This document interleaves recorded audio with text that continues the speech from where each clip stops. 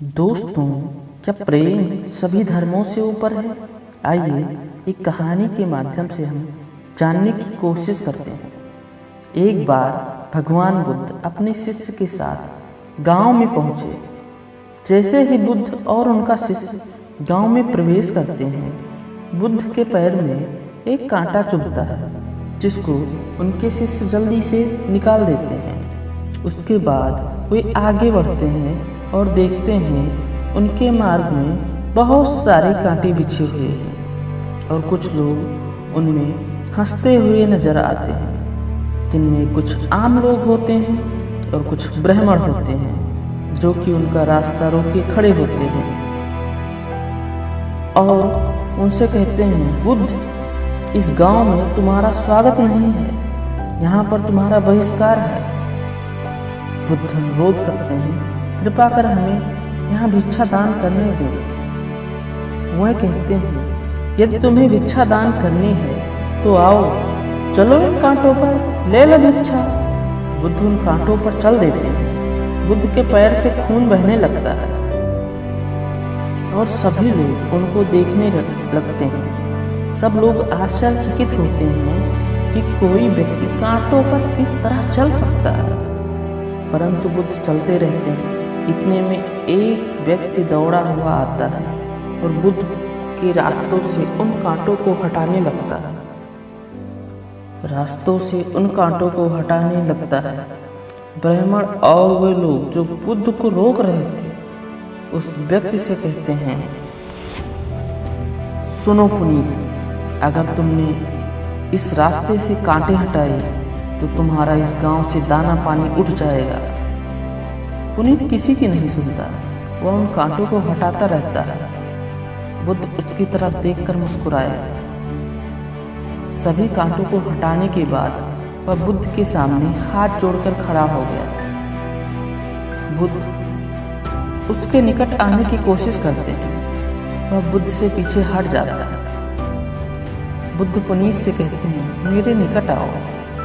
पुनीत कहता है, क्षमा करें, मैं नीची जाति का हूँ, इसलिए मैं आपके निकट नहीं आ सकता।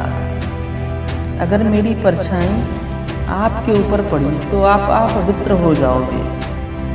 बुद्ध कहते हैं, पुनीत, तुम नीची जाति के हो? तुम क्या कह रहे हो? यदि कोई जाति नीची ऊंची है तो मैं मानता हूँ सबसे ऊंची जाति तुम्हारी है, क्योंकि जो मनुष्य दूसरों मनुष्य की पीड़ा को देखकर विचलित हो जाए, उससे बड़ी जाति किसकी होगी। तुम मेरे पास आओ। बुद्ध उसको पास बुलाते हैं और उसके सर पर हाथ रखते हैं। इतने में एक ब्राह्मण कहता है, अरे बुद्ध, तुम अपने आप को महाज्ञानी बोलते हो और तुम्हें इतना भी नहीं पता कि नीची जाति के लोगों के पास नहीं आया जाता, उन्हें अपने से दूर रखा जाता है। तुम तो वर्णों के बारे में कुछ पता ही नहीं। बुद्ध कहते हैं, जब ये आकाश भेद नहीं करता किसी में, जब ये हवा भेद नहीं करती किसी में भी, जब ये संपूर्ण प्रकृति भेद नहीं करती किसी में भी, तो हम कौन होते हैं जो एक दूसरे से भेद करें।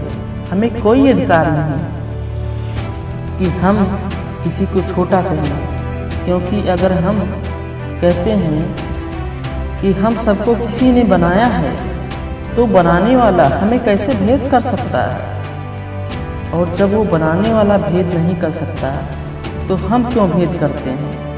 हम सब उसकी रचना है और हम सब किसी को छोटा कह रहे हैं तो उसकी रचना पर कीचड़ उछाल रहे हैं। ब्राह्मण कहते हैं, तुम इतने बड़े ज्ञानी हो तो अपने संग का भिक्षु क्यों नहीं बना लेते? बुद्ध कहते हैं, बहुत उत्तम सुझाव दिया है आपने। पुनीत से पूछते हैं, क्या तुम हमारा भिक्षु बनना चाहोगे? पुनीत कहता है, बुद्ध, मैं नीची जाति का हूँ, मैं कहाँ भिक्षु बन सकता हूँ? ये तो अधर्म होगा। बुद्ध कहते हैं, ये जो सोच तुम्हारे मन में इन लोगों द्वारा डाली गई है, इसे निकाल दो, क्योंकि तुम्हारे भीतर इतना प्रेम भरा है। तुम उतने ही मनुष्य हो जितने हम सब, इसलिए तुम भिक्षु बन सकते हो। मैं सिर्फ तुम्हारी इच्छा जानना चाहता हूँ। पुनीत हाथ जोड़कर उनके चरणों में गिर पड़ता है और कहता है, आज तक हमें लोगों से क्रोध मिला है, घृणा का भाव मिला है, पर पहली बार मेरे जीवन में मेरे ऊपर इतनी करुणा बरसी है जिसे मैं शब्दों में बयां नहीं कर सकता। और वह बौद्ध का भिक्षु बन जाता है। दोस्तों, ये कहानी हमें बताती है प्रेम सभी धर्मों से ऊपर है और ये धर्म वर्ण हमारे द्वारा बनाए गए हैं। प्रकृति हमारे बीच कोई भेद नहीं करती, इसीलिए हम सभी को समानता के साथ जीवन जीना चाहिए, दूसरों का सहयोग करना चाहिए और अपनी खुशी के लिए कार्य करना चाहिए, न कि औरों को दुख करने के लिए। मित्रों, अगर वीडियो पसंद आई हो तो वीडियो को लाइक करो।